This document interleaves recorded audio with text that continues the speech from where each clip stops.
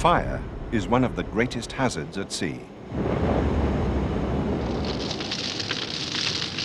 Most fires start as small ones.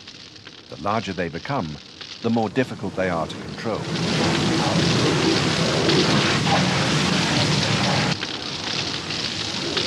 This program deals with the basics of firefighting, the immediate action to take when an incident occurs. With fire extinguishers and their general uses, and with general firefighting techniques.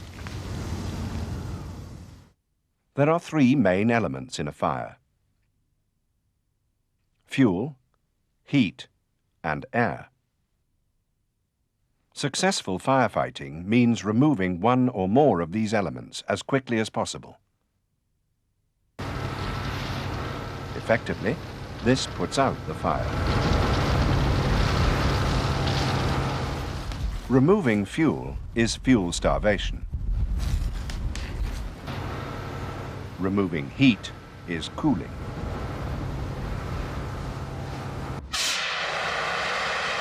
Removing air is smothering.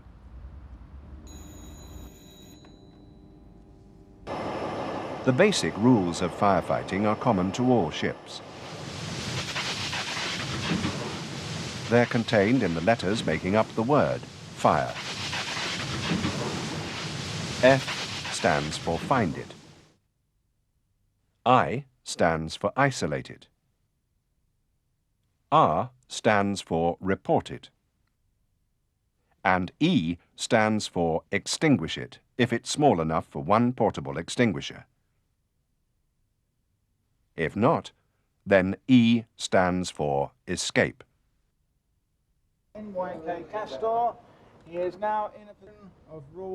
Today, ships carry a variety of portable fire extinguishing equipment. Usually they're colored red, whatever the content. However, some are color-coded. The whole cylinder may be painted the code color. Or there may be a color-coded band carried on the equipment or its label. In all cases, they should be operated strictly in accordance with the maker's written instructions displayed on the extinguisher body. In accommodation areas, the most commonly available are water extinguishers. Water extinguishers are very suitable for dealing with fires involving carbonaceous materials. This includes wood, paper, and curtains, the sort of things you see when you look around the average mess room or cabin.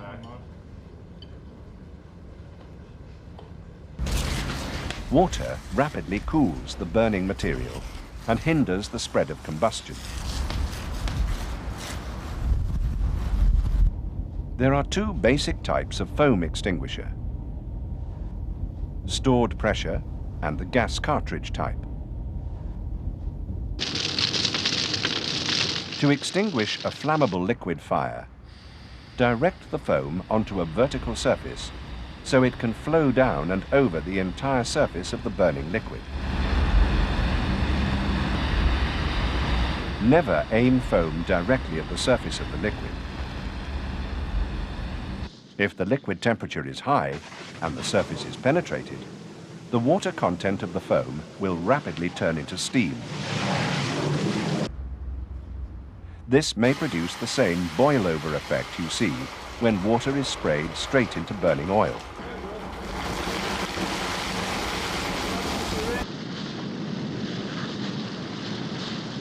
AFFF, aqueous film-forming foam, has considerable penetrating power and is particularly effective on flammable liquid fires.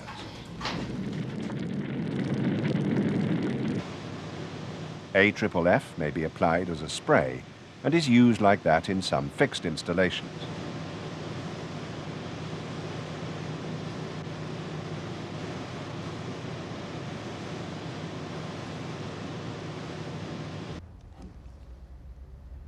The foam extinguishers are easy to recharge with ready-mixed foam material.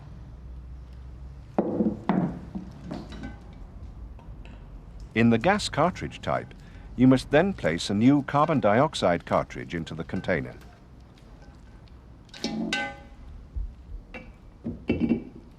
As with any pressurized extinguisher, make sure that any remaining CO2 charge has been completely released before dismantling.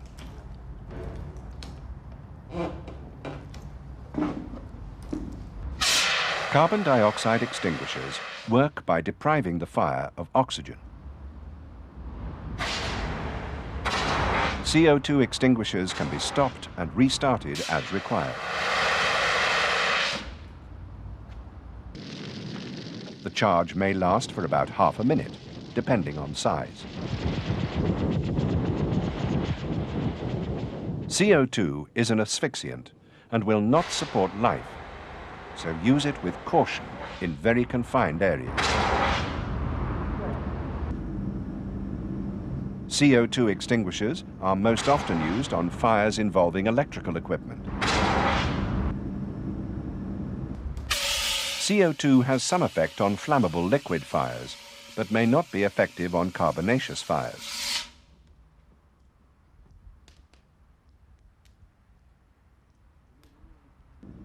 Dry powder extinguishers suppress a fire by chemically interfering with the process of combustion. It acts as a flame inhibitor. Normally, you would tackle liquid or gaseous fires with dry powder. They may also be used for other types of fires, depending on the powder type shown on the label. There are also larger types of powder extinguishers, ranging from a 23-kilogram trolley up to a 67-kilogram wheeled unit for use in the engine room.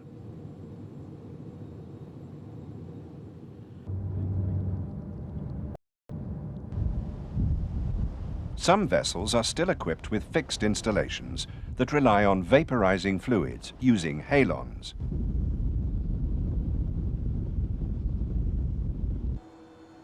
These include BCF, or Halon 1211, and BTM, known as Halon 1301.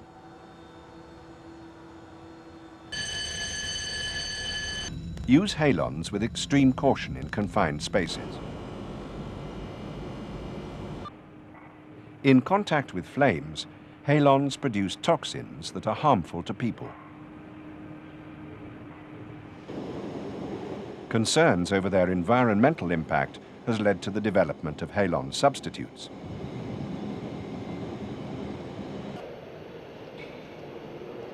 Recent years have seen the introduction of high fog systems for use in confined spaces. These propel microscopic-sized water droplets into the fire area, where they absorb energy by cooling air and fire gases.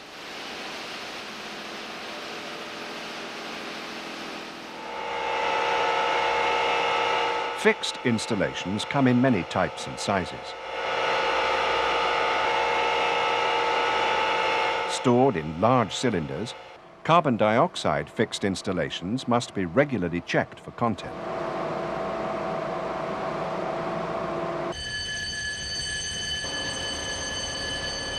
In the event of a serious fire in an engine room or cargo hold, where the safety of the vessel is threatened, then the fixed installation should be used sooner rather than later. Right, Patty, you're receiving me.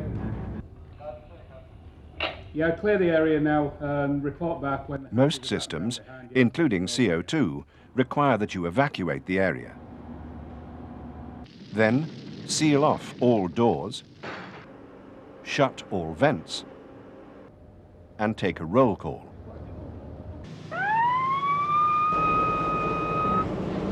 The CO2 is then injected into the area concerned. Boundary cool to ensure all the heat is dissipated before venting the space, or reignition will occur.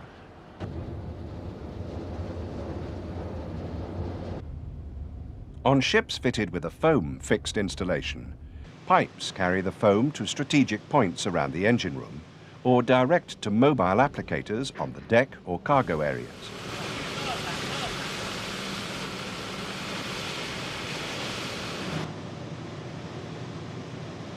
High expansion foam, expanding up to 1,000 volumes, is sometimes carried for large enclosed spaces, such as cargo holds, peak stores or pump rooms.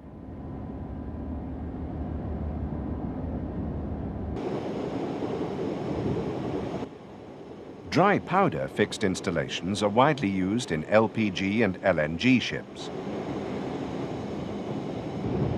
Their characteristics make them especially suitable for fires involving liquefied flammable gases. Where the large container ship coming down the main channel, Of course, water is the most abundant firefighting medium available at sea. However, it must be pumped to the hydrants. At least 2 main pumps should be available for this purpose.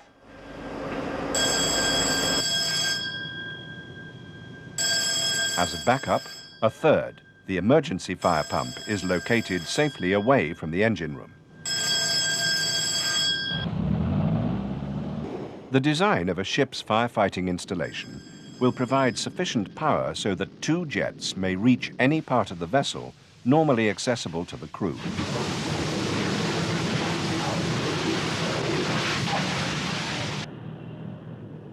Store hoses correctly rolled up. The 2 most common methods are on the bight, often called the Dutch roll, and the normal roll. Whichever one is used on your ship, it's important that all hoses are rolled up in a consistent manner.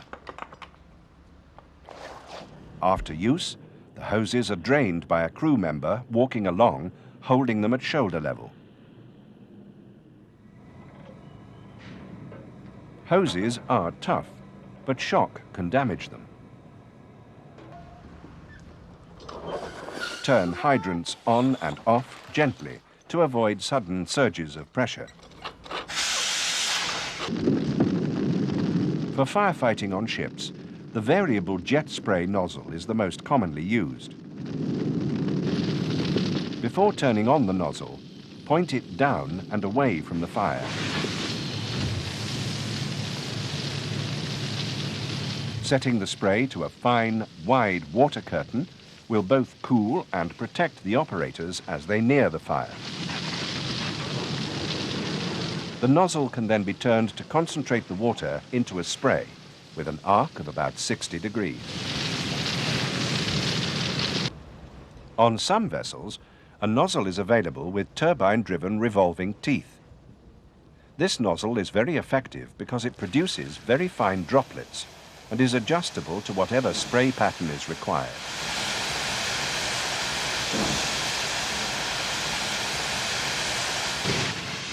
The finely divided drops of water in the spray serve 2 purposes. They reduce the heat of the fire to below the ignition temperature of the burning material.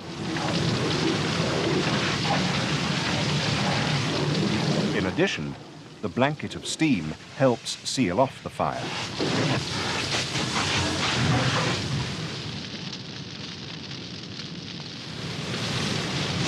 If possible, attack the blaze from the windward side or where there is the least smoke.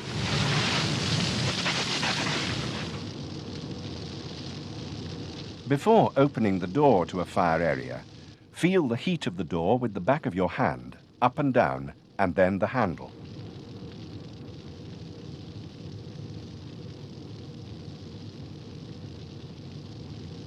If the door opens towards you, keep your shoulder and knee against the door as you slowly open it. Remember that the fire in the room may have generated a quantity of hot and flammable gas. In contact with the air, it may flash, perhaps with explosive violence. The fire will suck cold air in from the bottom. This causes flames to billow out from the top of the entrance. So keep low and on the hinged side. If a door to a fire is open, close it. This will contain the fire and deprive it of air. In fires, keep low. Not only can you see better, but even if wearing breathing apparatus, you will suffer less quickly from heat and steam. Especially when working in smoke, try to feel your way ahead with your feet. Keep them flat on the deck, not lifted up as in normal walking.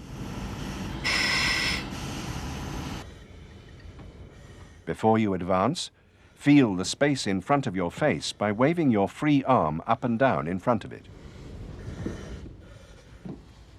Always keep contact with your teammates and with the bulkhead to avoid being disorientated. To search a larger space, keep contact with the bulkhead, hold hands, and stretch out feeling forwards with your feet. Turn the hose off from time to time to allow the steam to clear. This improves visibility and reduces humidity. In a real situation, you may only be able to see a few centimeters. When working with BA, constantly check gauges. This is especially important before going further into a space or down a ladder.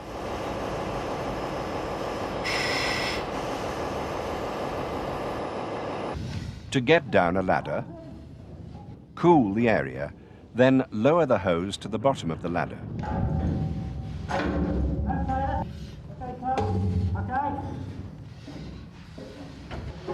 The first man down waits for his teammates before he hits the fire.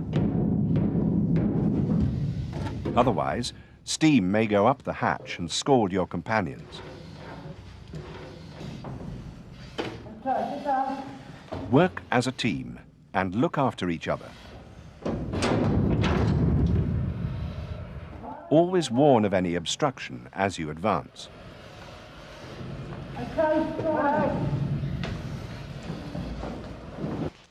Although most BA sets require little on-board maintenance, inspect them at least once a month or in accordance with the manufacturer's recommendations.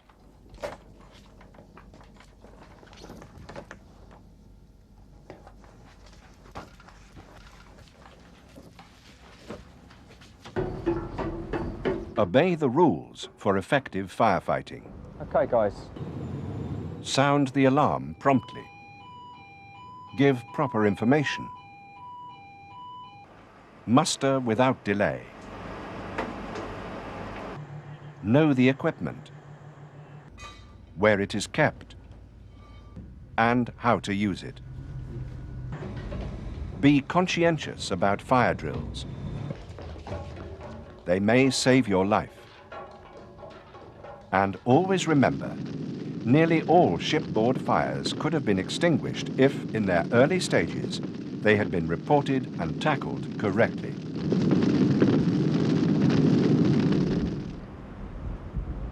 This Videotel program is part of a series of 5 on firefighting at sea. Program 1 deals with fire prevention. Program 3 with command and control at the incident. Program 4 with command and control by the master. And Program 5 with machinery